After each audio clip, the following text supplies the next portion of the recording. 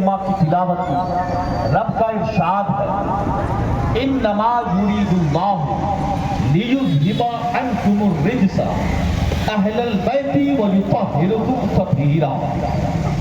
اللہ تبارک و تعالی ارشاد فرماتا ہے کہ اے نبی کے گھر والوں، اے نبی کے گھر والوں، اللہ تعالیٰ تو یہی چاہتا ہے کہ تمہیں ہر طرح سے پاک کر دے اور خوب ستھرا کر دے۔ ہر طرح سے آپ کو پاک کر دے اور آپ کو خوب ستھرا کر دے۔ پتہ چلا کہ اللہ تبارک و تعالیٰ نے قرآن پاک میں اہل بیت اطہار کی پاکی کا ذکر فرمایا، پاکی کا ذکر فرمایا۔ بلکہ میں آپ کو حدیث کے متعلق بتا دوں کہ اہل بیت اطہار سے محبت کتنی ضروری ہے، محبت کتنی لازمی ہے، ان کی عقیدت ہمارے لیے کتنا ضروری ہے، وہ میں آپ کو حدیث پاک کی روشنی میں سمجھانے کی کوشش کر رہا ہوں۔ یہ صحیح حدیث ہے، جس حدیث کے راوی حضرت زید بن ارقم رضی اللہ تعالی عنہ کی ذات ہے۔ حضرت زید بن ارقم رضی اللہ تعالی عنہ اس حدیث کو روایت کرتے ہیں کہ رسول کائنات صلی اللہ تعالی علیہ وسلم نے حجۃ الوداع کے موقع پر وادی غدیر خم میں آپ نے یہ ارشاد فرمایا۔ ہزارہا صحابہ کرام کا مجمع تھا، ہزارہا صحابہ کرام کی موجودگی میں آپ نے منبر لگانے کا حکم فرمایا، اور جب منبر تیار ہوا تو آپ اس منبر پر تشریف لے آئے اور اللہ کی حمد و ثنا بجا لائے، اللہ کی تعریفیں کی، اور لوگوں سے مخاطب ہو کر آپ نے فرمایا اے ایمان والو، اے لوگوں سنو، کیا میں تمہاری جانوں سے زیادہ قریب نہیں ہوں؟ کیا میں تمہاری جانوں سے زیادہ قریب نہیں ہوں؟ سب نے کہا تھا یا رسول اللہ، قالوا بلا یا رسول اللہ، ہاں آپ ہمارے جانوں سے بھی زیادہ قریب ہیں۔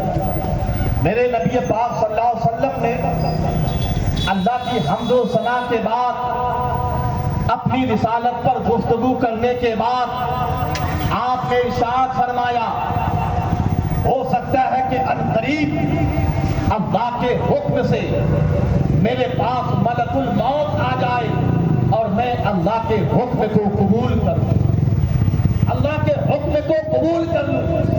اس سے پہلے میں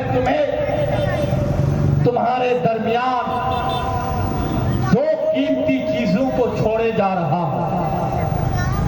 میں تمہارے درمیان دو قیمتی اثاثہ چھوڑے جا رہا ہوں۔ میں تمہارے درمیان دو گران نقد چھوڑے جا رہا ہوں۔ ایک وہ ہے جو اللہ کی کتاب جن کو قرآن مقدس کہتے ہیں، کہیے سبحان اللہ۔ قرآن مقدس میں نور ہدایت ہے، اس میں تاریخ زندگی کے لیے روشنی ہے، اس قرآن میں ہدایت ہے، اس قرآن میں مشعل راہ ہے۔ انسانوں کے لیے یہ کتاب مشعل راہ ہے۔ اگر تم اس کتاب کو پڑھو گے، اس کتاب کو مضبوطی سے تھام لو گے تو تم ہمیشہ حقانیت پر قائم رہو گے اور حق پر گامزن رہو گے۔ اور دوسرا جو قیمتی چیز میں تمہارے درمیان چھوڑے جا رہا ہوں وہ میری اہل بیت ہے، کہیے سبحان اللہ۔ وہ میرے گھر والے ہیں۔ میں یہ دو قیمتی چیز تمہارے درمیان چھوڑے جا رہا ہوں، لہذا ان دونوں کا دامن کبھی چھوٹنے نہ پائے، ان دونوں کے دامن کو ہمیشہ تم مضبوطی سے تھامے رہنا۔ جب تم ان دونوں کو مضبوطی سے تھامے رہو گے تو ہمیشہ تم حق پر قائم رہوگے اور تم کبھی گمراہ نہیں ہوگے۔ تمہیں کوئی گمراہ نہیں کر سکتا، اور میں تمہیں اپنے گھر والوں کے لیے اللہ تبارک و تعالیٰ کی یاد دلاتا ہوں۔ مطلب کیا؟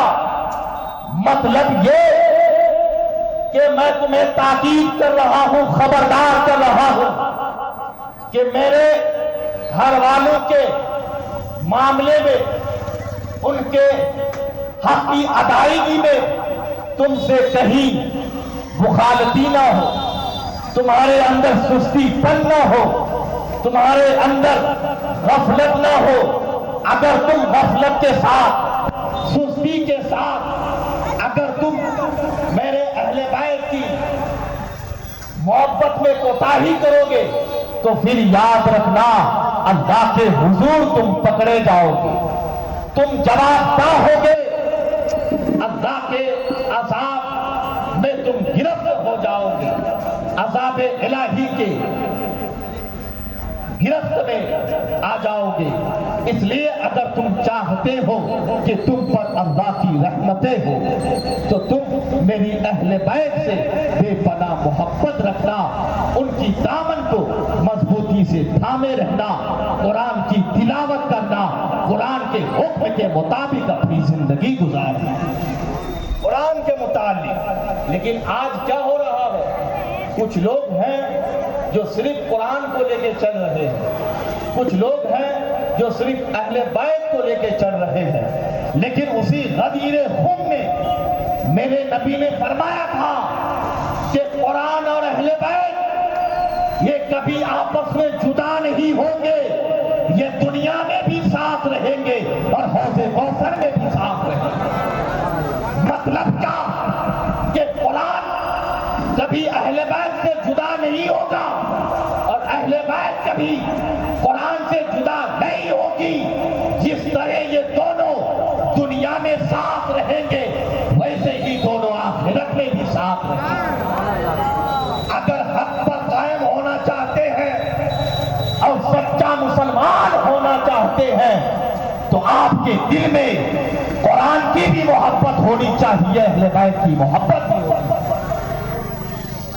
اگر آپ کے دل میں اہل بیت کی محبت نہیں تو سنیں، سرکار مدینہ صلی اللہ علیہ وسلم ارشاد فرماتے ہیں، اے لوگوں میری اہل بیت سے بغض مت رکھنا، ان سے عداوت مت رکھنا، ان کی نفرت تم اپنے دل میں مت رکھنا، بلکہ میری اہل بیت حضرت نوح علیہ السلام کی کشتی کی مانند ہے۔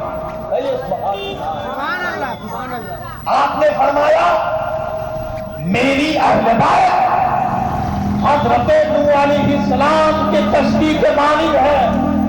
ذرا یہاں پہ رک کے میں آپ کو بتانا چاہوں گا کہ اللہ کے رسول صلی اللہ تعالی علیہ وسلم نے اپنی اہل بیت کو کشتی نوح کی تشبیہ کیوں دی اور کسی کشتی کی تشبیہ آپ نے کیوں نہیں دی؟ اس لیے آپ نے نوح علیہ السلام کی کشتی کی تشبیہ دی، اس لیے کہ نوح علیہ السلام کی کشتی وہ کشتی تھی جس کشتی پر جو لوگ سوار ہو گئے وہ ہدایت پا گئے اور اس پر جو سوار نہیں ہوئے وہ ہلاک ہو گئے۔ مطلب کیا؟ پتہ یہ چلا کہ حدیث سے یہ میسج میرے نبی نے دے دیا اپنی امت کو کہ میری اہل بیت کی محبت کی کشتی میں اگر تم سوار ہو گئے تو سمجھ لو تم ہدایت پا گئے، اور اگر تم میری اہل بیت کی محبت کی کشتی میں سوار نہیں ہوئے تو دنیا میں ہلاک کر دیے جاؤ گے، آخرت میں برباد کر دیے۔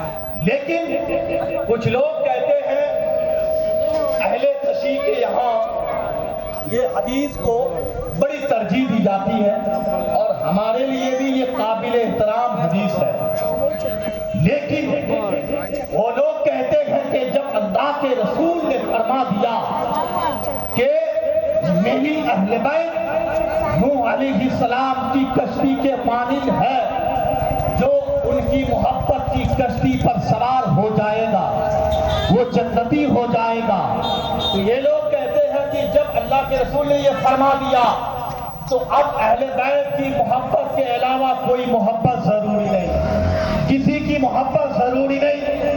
لیکن میں کہنا چاہوں گا کہ جب تم یہ حدیث پڑھتے ہو تو اس حدیث کو بھی پڑھنا ہوگا۔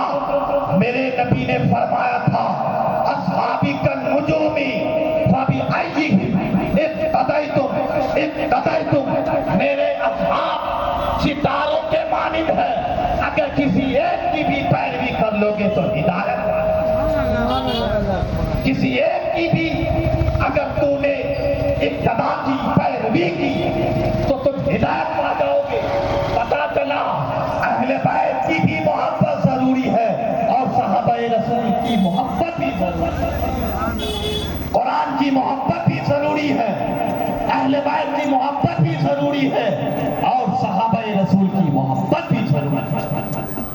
اگر ان تینوں میں سے کسی کے لیے بھی آپ کے دل میں بغض ہے اور عداوت ہے تو آپ کا ایمان مکمل نہیں ہے، اور اگر آپ ان تینوں پر قائم ہیں تو انشاءاللہ آپ جنتی ہیں اور آپ حق پر ہیں۔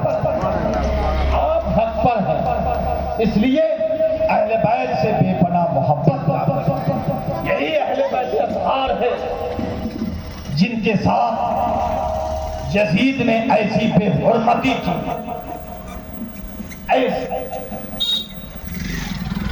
اس بدبخت نے ایسا کارنامے کو انجام دیا کہ قیامت تک ایمان والے ان پر تحقیر و ملامت کی پتھر برساتی رہے گی اور کبھی اہل ایمان یزید کو معاف نہیں کرے گا۔ انہوں نے اہل بیت کے ساتھ غداری کی، بے وفائی کی، ظلم کیا، زیادتی کی، بے حرمتی کی، اور ذرہ برابر بھی سرکار دو جہاں صلی اللہ علیہ وسلم کی کسی فرمان کا انہوں نے احترام نہیں کیا۔ اور میں آپ کو بتا دوں کہ یزید اور امام حسین کے درمیان میں جو اختلافات ہوئے وہ اختلافات کیا تھی، کس بنا پر اختلافات ہوئے؟ کیا حسب اور نسب کی بنیاد پر؟ کیا اقتدار کی بنیاد پر؟ کیا خاندان کی بنیاد پر؟ نہیں۔ یزید کبھی بھی حسب اور نسب کے بارے میں یہ تصور ہی نہیں کر سکتا تھا کہ میں حسین سے آگے ہوں، یہ کبھی خیال ہی نہیں کر سکتا تھا، یہ کبھی گمان ہی نہیں کر سکتا تھا، اس لیے کہ امام حسین کا جو گھرانہ تھا اس گھرانے پر اللہ کی ذات فخر کرتا تھا، اللہ کی ذات فخر کرتا تھا اور اللہ بے پناہ محبت فرماتا تھا اس گھرانے سے، اور یزید کو اس کے متعلق کبھی سوچ نہیں سکتا تھا۔ کیا اس لیے معاملات ہوئے؟ یہ بھی تو نہیں ہو سکتا تھا کہ حضرت امام حسین بہت زیادہ خوبصورت تھے تو یزید بھی بہت زیادہ خوبصورت تھا، اس بنا پر اختلافات ہوئے؟ نہیں، امام حسین کی ذات وہ تھی، اتنے حسین تھے آپ، اتنے خوبصورت تھے آپ کہ امام شارح بخاری فرماتے ہیں کہ واللہ کی، رسول اللہ کی صورت کے مشابہ اگر کسی کی صورت تھی تو وہ امام حسین کی صورت، رسول اللہ کی صورت کی مشابہ جن کی صورت تھی وہ امام حسین کی صورت تھی۔